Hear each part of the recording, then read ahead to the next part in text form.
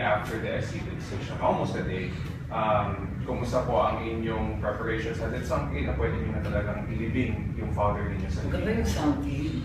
Tama yung sunk in, di mga namin mag-gets eh. Yung nanay ko hindi na nagkikibuan ng ilang linggo kasi nag-aaway lang kami sa nervyos. It's been 27 years. It's been a really, really long haul. Sa haba ng procession, di na namin alam kung may patutunguhan ba talaga. So, anyway, nung nabalitaan ko sa Facebook Live yata, Twitter, mga text, ayoko maniwala, subuko talaga ako sa Supreme Court dahil hindi ako makapaniwala that after all this time, nagwagi naman kami sa Supreme Court, malaki pa yung boto, talagang nagulat ako. I was so pleased at nagpapasalamat ako sa lahat ng sumuporta.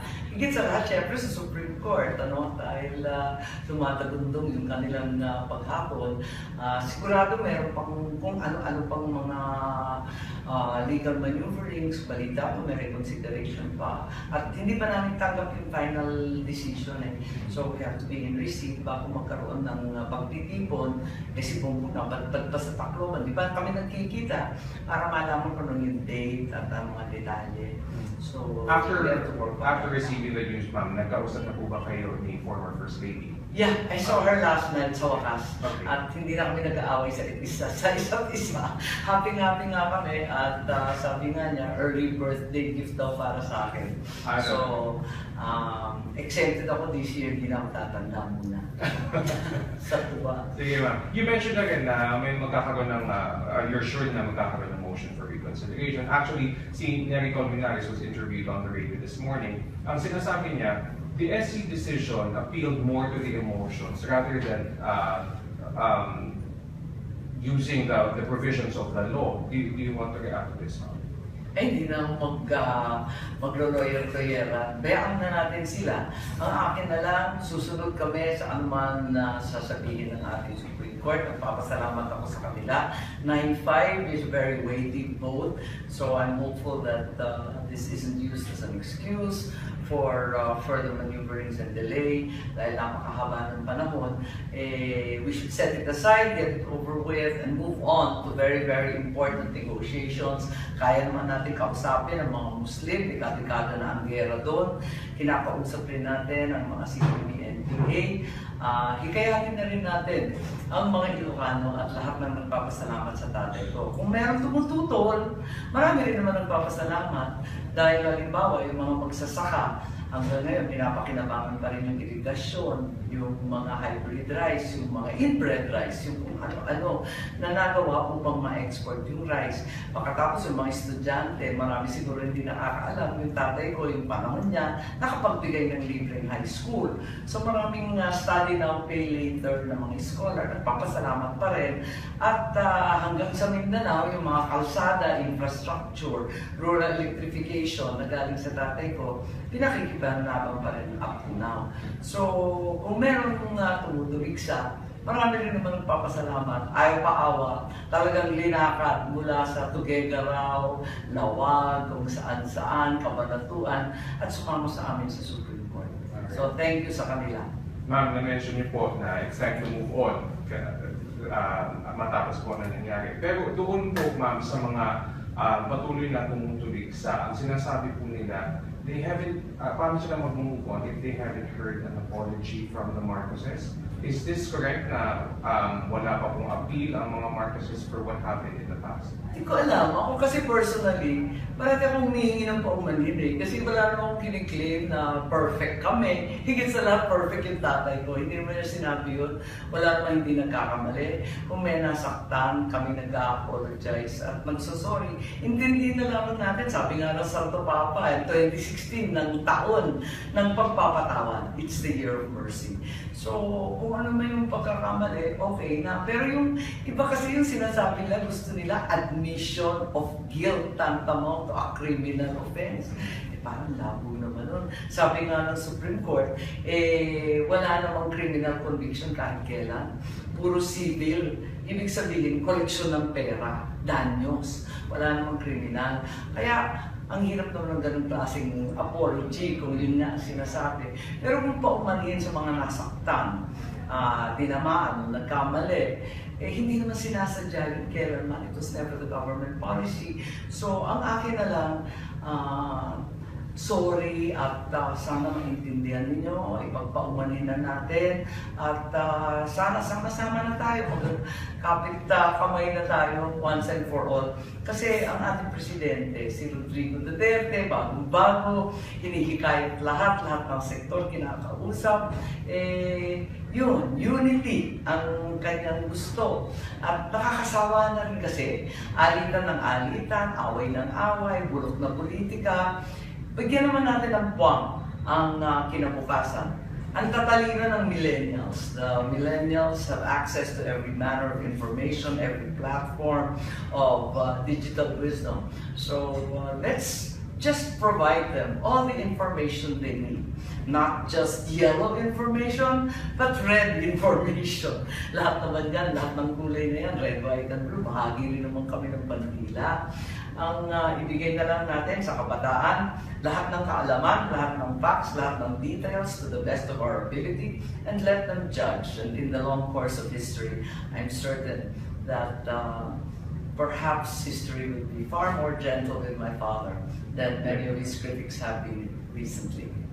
Okay. Ma'am, itong SC decision ito, do you think this is a revision of history or hindi naman? That this is just in accordance with what they say is right?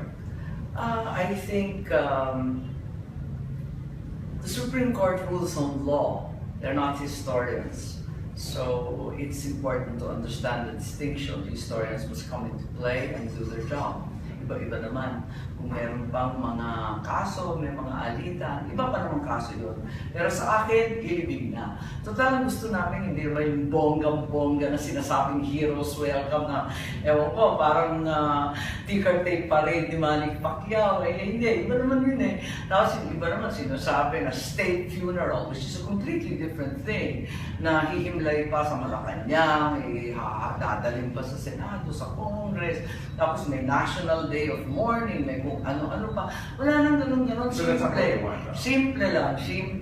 Dahil yun naman ang hinihiling at binibiti ng tatay ko na simple paglilibing ng isang sundalo at masama. Hindi ba sila naman ako pag may budel? Type na type ko makapagsisimula. Ma'am, can we get na po a couple of details on sa atin? Dapat yung gusto ko yan sa decision na lang out Friday yan. So, hindi pa Pero ma'am, yung katulad pa rin po ba ng dati na iikot siya sa ilang simbahan? magsisimula yata ng ibang simbahan at magsisimula sa Santo Niño, sa Libingan, at saka Pandakas na Ila, at mga textbook nila. Dahil yung nanay ko, talagang pag-isa. At ganun din dito sa Ilocos Norte, we're going to like the churches. Parang sa amin, hindi tayo namingi sa Diyos, hindi naman sabi sa amin. Pero ma'am, kung sa mismong living po, kasi dati sabi, tatlong simbahan yung pagsistiyan. Yung dating plano. Pero sa dating plano nga, mag-reply sa tatlong simbahan. Hindi ko nga alam pa kung i-revise yun dahil ngayon, dahil nasa laban na nangyari sa Supreme Court, marami sa nagsasabi na kailangan na ikutan pa. Marami pa. Pray pa more. Masalamat pa more. Ma'am, sabi natin as soon as possible, how soon po ito, ma'am? By December po pa rin? I think talagang bago po lahat dahil wala naman nais na magkaroon ng mag-obliga at maraming gawin na as soon as possible. Kung ano man yun, depende na sa AMP kasi sila naman ang nakakaintindi ng saan at kung paano. So as soon as they get it together and our lawyers confirm kung ano yung next steps forward, may balita ako, may dalawa ng MR kung ano dapat gawin in light of the new legal development. Governor, can I ask you what it will mean to have the reburial, what it will mean for the Philippines? For the Philippines. Yeah, for the country. I mean, people have talked about a healing process. For us, it gives way to President Duterte's desire to have a united Philippines, that this is the first step towards healing, and that in recognition of our flag, which has so far seemed to uphold only the yellow corner, when in fact there's the red, white and blue and our side. This has become the great narrative of our age, hasn't it? That the outliers are finally coming together and giving the marginal, liminal opinion a voice. It's very important to us. I think it's time, and we have the president who's willing to talk to the Muslims where war has been causing so much havoc and violence in Mindanao. We have the president also negotiating with the communist and leftist armed revolt. So I think it's also time that the northern peoples and the Marcos loyalists also have their voice in this great republic that is the Philippines. What would you say to the critics that say that Ferdinand Marcos doesn't deserve a hero's burial? I think it's important that we heed the Supreme Court's decision and prove to the world that in fact the law prevails here in the Republic of the Philippines, that in fact the rule of law is above all. It's very often said that lex et lex, that the law is harsh, but such is the law. And certainly we have to abide by that. But perhaps more importantly, they should find it in their hearts. After all, we are an extremely Catholic country. Pope Francis has enjoined everyone that 2016 should be the Jubilee of Mercy. Let there be mercy not only among enemies but also among friends. Let's be merciful and forgive ourselves as well. A final question in English. And what kind of timeline are we looking at now that the Supreme Court has given the go-ahead? Well, since we're only after a basic, simple, ordinary soldier's burial, not a state funeral with all this complication of lying in state, of a national day of mourning and all sorts of other official declarations, I think we should do it as quickly as possible, put this unfinished business from the past aside and move forward for our new generation and the future. Weeks or months? I don't know. It will have to be together with the military as well as the president. We are, after all, only a sub-petitioner. The main accused was actually the president himself for grave abuse of power and discretion. Thank you. You have enough English. Yes, sir. Thank you very There much. we go. Do I need to do Shakespeare? I was going to ask, what do you think of Donald Trump? You don't have to answer. I knew he was going to win. I should have put some money on it. Skin in the game. I forgot. Yeah, but anyway, so yes, we are only here to bury Caesar, not to praise him. The evil that men do, live after them. The good is often turned to their foes. So it is with Marcos. Thank you. But can you explain to us lang po yung 1990 agreement with the Ramos administration? Oh, yeah. Pag-uwi po ng katawan dito ng inyong ama, kung saan po talaga dapat ililipin? Yeah, yung kasunduan nung kasi napakaliwanag. Kasi medyo praning pa yung panahon ngayon at si Presidente Ramos sinabi niya that it will be an issue of national security that is brought, the body is brought to Manila, and the peoples of the North as well as the loyalist forces will all come trooping into Manila, cause all sorts of havoc, chaos, mayhem, violence, and that the armed forces was in fact unable to guarantee protection and safety. Dahil doon, tinirahan namin, sabi namin, okay, kung may alala kayo ng kakagulo, digaretso yung naman natin sa ito. Pero that was 14 years ago. At iba na yung presidente. Presidente Duterte, matapang nagsasaad na hindi magkakagulo, kayang-kaya niya itaas ang katahimikan at kilala niya na hindi manggugulo ang pangkat ng mga Ilocano. Dahil dito, sa palagay ko, yung Kamara 1993, yan ako talaga naroon. At saka naisatupad na yun nung ibinarik ko katawan ng tatay ko ng 1993. Anong sinabi ba na dito talaga ililibing sa Ilocos? O yun ay temporarily interned lang dapat? Ano ba dapat yun? I can't remember, pero ang alala ko, wala naman sinasabi na temporary or inter. Ang alam ko lang, pinagbawalan kami, lumakas na kami. Dito na namin ang tapos ng Hawaii at kinakabahan sila na hindi nila makakaayos at mapanatiling pagkakas kung dadalhin pa sa Manila at dadaanan pa yung iba't ibang mga kabayan ng Hawaii. Saan yung specific pagbabawal na hindi kayo pwede sa hindi? Ang alam ko pagkababala yung dadalhin sa palagay ko, tapos na yun eh. Marami ng super meaning events. Higit sa lahat, it already served its purpose in 1993. What's your Yes, nalulungkot kami nakita ko nga sa kanya na Ronnie Nathaniel was a great friend of the family, a great contributor to Filipino sports, and was more patriotic as a naturalized Filipino than many of us who by the accident of birth were actually born.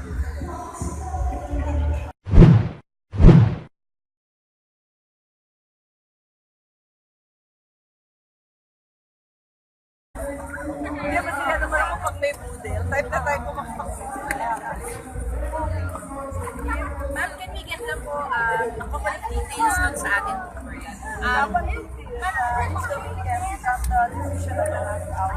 So, Friday yan. So, hindi pa Pero ma'am, yung katulad pa rin po ba ng dati na iikot siya sa ilang simbahan?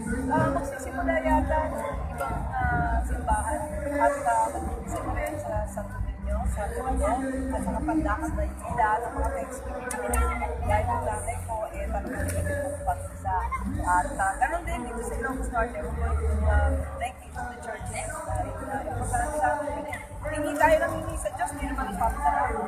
Pero ma'am, kung sa mismong living po, kasi dati sabi, tatlong simbahan yung pagsistiyan. Yung dating plano. Pero sa dating plano nga, mag-reply sa tatlong simbahan. Hindi ko nga alam pa kung i-revise yun dahil ngayon, dahil nasa laban na nangyari sa Supreme Court, marami sa nagsasabi na kailangan na ikutan pa. Marami pa.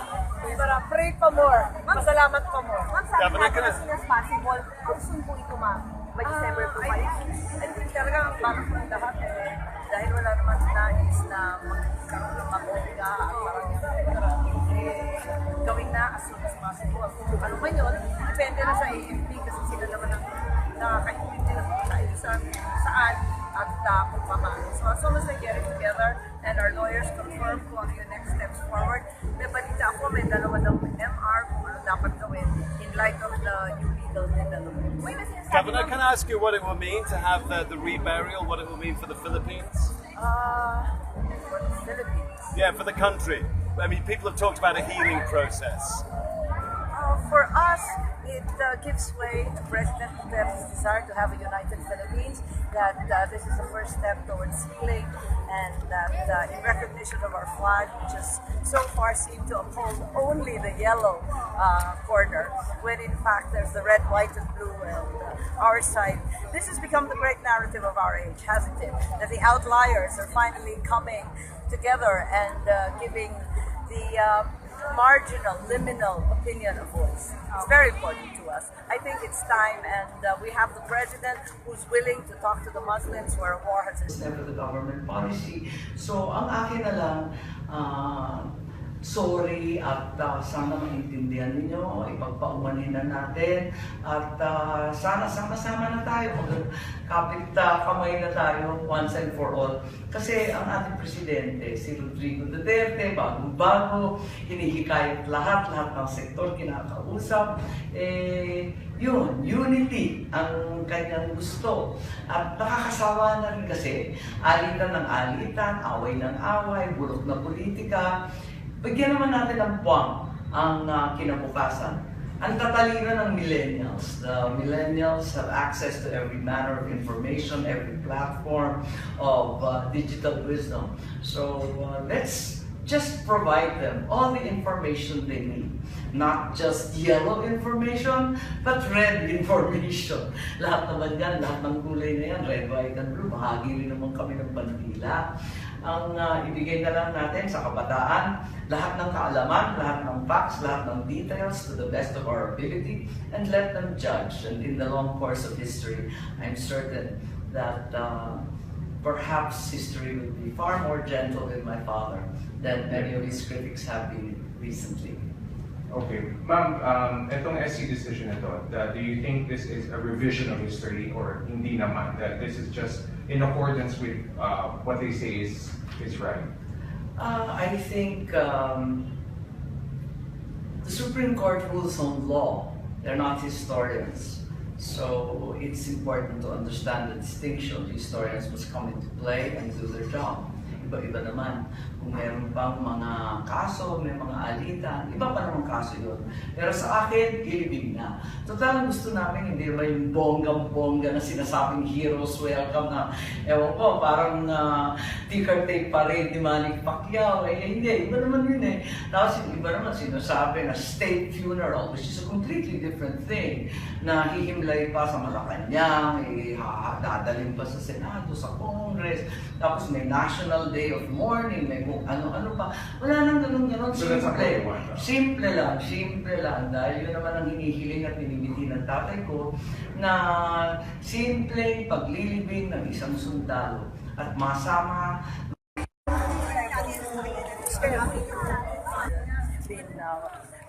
Been causing so much havoc and violence in Mindanao. We have the president also negotiating with the communist and leftist armed revolt. So I think it's also time that the northern peoples and the Marcos loyalists also have their voice in this great republic that is the Philippines. What would you say to the critics that say that Ferdinand Marcos doesn't deserve a hero's burial? I think it's important that we heed the Supreme Court's decision and prove to the world that in fact the law prevails here in the Republic of the Philippines, that in fact the rule of law is above all. It's very often said that lex et lex, that the law is harsh, but such is the law. And certainly we have to abide by that. But perhaps more importantly, they should find it in their hearts. After all, we are an extremely Catholic country. Pope Francis has enjoined everyone that 2016 should be the Jubilee of Mercy. Let there be mercy not only among enemies but also among friends. Let's be merciful and forgive ourselves as well. A final question in English. And what kind of timeline are we looking at now that the Supreme Court has given the go-ahead? Well, since we're only after a basic, simple, ordinary soldier's burial, not a state funeral with all these complications of lying in state, of a national day of mourning and all sorts of other official declarations, I think we should do it as quickly as possible. Put this unfinished business from the past aside and move forward for our new generation and the future. Weeks or months? I don't know. It will have to be together with the military as well as the president. We are, after all, only a sub-petitioner. The main accused was actually the president himself for grave abuse of power and discretion. Thank you. You have enough English. Yes, sir. Thank you very There much. we go. Do I need to do Shakespeare? I was going to ask, what do you think of Donald Trump? You don't have to answer. I knew he was going to win. I should have put some money on it. Skin in the game. I forgot. Yeah, but anyway, so yes, we are only here to bury Caesar, not to praise him. The evil that men do, live after them. The good is often turned with their votes. So it is with Marcos. Thank you. But can you explain to us lang po yung 1990 agreement with the Ramos administration? Oh yeah. Pag-uwi po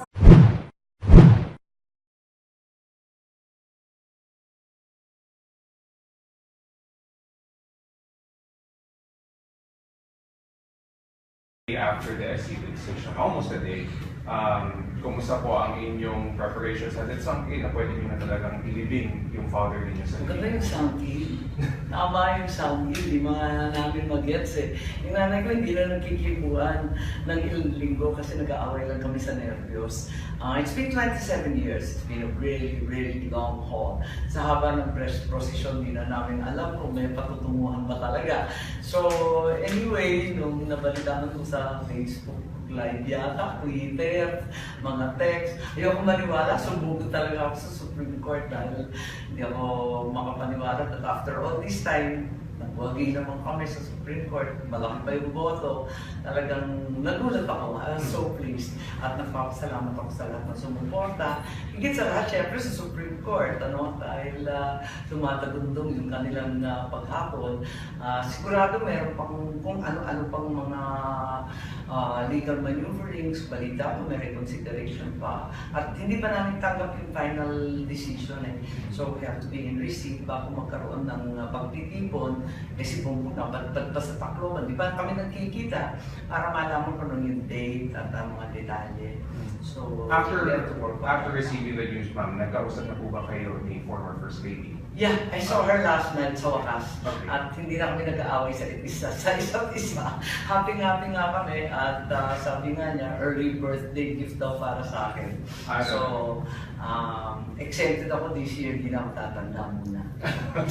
Sa tuwa. Sige, ma'am. You mentioned again na may magkakaroon ng, you're sure na magkakaroon ng motion for reconsideration. Actually, si Nery Colmenares was interviewed on the radio this morning. Ang sinasabi niya, the SC decision appealed more to the emotions rather than using the provisions of the law. Do you want to react to this, ma'am? Eh, hindi na maglo-lawyer-lawyeran. Bayaan na natin sila. Ang akin na lang, susunod kami sa anuman na sasabihin ng ating Supreme Court. Nagpapasalamat ako sa kanila. 9-5 is a very weighty vote. So I'm hopeful that this isn't used as an excuse for further maneuverings and delay dahil napakahaba ng panahon. We should set it aside, get it over with, and move on to very, very important negotiations. Kaya naman natin kausapin ang mga Muslim, dekada na ang gera doon. Kinakausap rin natin ang mga CME-NPA. Hikayatin na rin natin ang mga Ilocano at lahat ng nagpapasalamat sa tatay ko. Kung meron tumututol, marami rin naman nagpapasalamat dahil halimbawa yung mga magsasaka hanggang ngayon pinapakinabangan pa rin yung irigasyon, yung mga hybrid rice, yung mga inbred rice, yung kung ano-ano na nagawa upang ma-export yung rice. Pagkatapos yung mga estudyante, marami siguro hindi nakakaalam, yung tatay ko, yung panahon niya, nakapagbigay ng libreng high school. So maraming study now, pay later na mga scholar, nagpapasalamat pa rin. At hanggang sa Mindanao, yung mga kalsada, infrastructure, rural electrification na galing sa tatay ko, pinakikipanaban pa rin up to now. So, kung meron tumutubigsa, marami rin naman nagpapasalamat, ayaw pa awa, talagang linakad mula sa Tuguegarao, Lawag, kung saan-saan, Kabanatuan, at sumama sa amin sa Supreme Court. So, thank you sa kanila. Ma'am, na-mention niyo po na it's time to move on matapos po na nangyari. Pero doon po, ma'am, sa mga patuloy na tumutulig ang sinasabi po nila, they haven't, paano sila mag-move on if they haven't heard an apology from the Marcoses? Is this correct na wala pa pong appeal ang mga Marcoses for what happened in the past? Hindi ko alam. Ako kasi personally, parati akong humihingi ng paumanhin eh. Kasi wala naman akong kiniklaim na perfect kami. Higit sa lahat, perfect yung tatay ko. Hindi naman niya sinabi yun. Wala naman hindi nagkakamali. Kung may nasaktan, kami nag-apologize at magsasorry. Intindihin na lamang natin. Sabi nga ng Santo Papa, 2016 ng taon ng pagpapatawad. It's the year of mercy. So, kung ano man yung pagkakamali, okay na. Pero yung iba kasi yung sinasabi nila, gusto nila admission of guilt tantamount to a criminal offense. Parang labo naman nun. Sabi nga ng Supreme Court, wala namang criminal conviction kahit kailan. Puro civil. Ibig sabihin, koleksyon ng pera, danyos. Wala namang criminal. Kaya, ang hirap naman ng ganung klaseng apology kung yun nga sinasabi. Pero kung paumanhin sa mga nasaktan, tinamaan, nagkamali, hindi naman sinasadya yun kailanman ito.